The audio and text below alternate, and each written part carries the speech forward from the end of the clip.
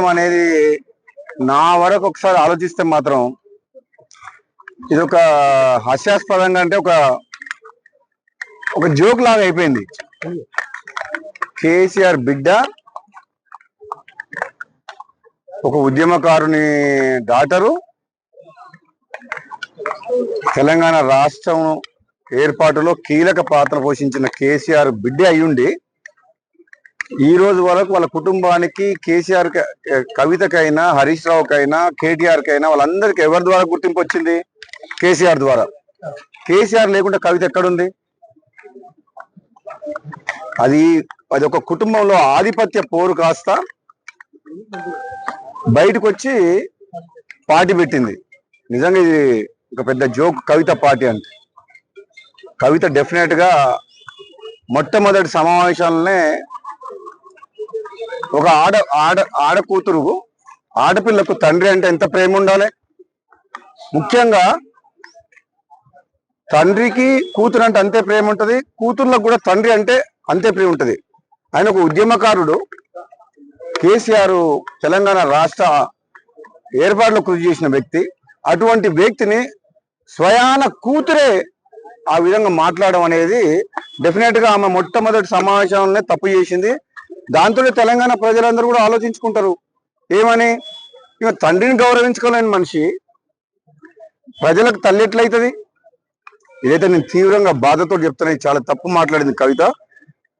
నీకు మీ అన్నతోడు కోపం ఉండొచ్చు, నీకు అధికారం కావాలనే ఆశ ఉండొచ్చు, అంతేగాని దానికోసం నువ్వు ఫైట్ చేస్తే తప్పులేదు. కానీ నువ్వు మీ సొంత కన్న తండ్రినే ఆ మాట అనడం, నీవేదో చేస్తా తెలంగాణలో అని అంటే నువ్వు ఎవరు నమ్ముతారు? నేను అసలు యాక్చువల్గా క్లారిటీగా ఇంతవరకు మాత్రం లిక్కర్ కుంభకోణంలో క్లీన్ చిట్ ఎక్కడొచ్చింది? మద్యం కుంభకోణం విషయంలో కోర్టు ఇంకా పెండింగ్లే ఉన్నది. దానికి మంచి ఆధారాలు కూడా ఉన్నాయి. ఇప్పటికిప్పుడే మొత్తం తెలంగాణ ఉద్ధరిస్తున్నాయి. తెలంగాణ సంగతి తర్వాత కానీ మేము చాలా మంది నువ్వు చూసుకునేటోళ్ళు. కానీ ఫస్ట్ నువ్వు ఆ కేసులకి ఎట్లా బయటపడుతావు అది చూసుకో ఫస్ట్. అది ఇంకా కేసు క్లోజ్ కాలేదు. నిజంగా ఈ రాజకీయ పార్టీ పెట్టాలంటే అంతకుముందు గతంలో ఒకసారి కేసీఆర్ అన్నట్టు పార్టీ పెట్టాలంటే పాండవ పెట్టినట్టు అయిపోయింది. నీ దగ్గర పైసలు ఉన్నాయని చెప్పి కొంతమందిని తీసుకుపోయి ఒక ఫంక్షన్ హాల్ తీసుకొని నీకు సోషల్ మీడియాలో చేసుకొని పార్టీ డిక్లేర్ చేసి పడేసింది. అది కూడా పోయిపోయి తెలంగాణ రాష్ట్ర సేన టీఆర్ఎస్ అంట.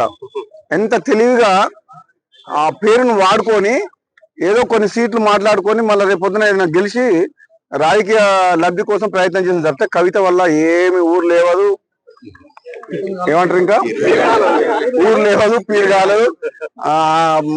నాకు తెలిసినంత వరకు అయితే ఆమె స్వయంగా కూడా గెలవదు.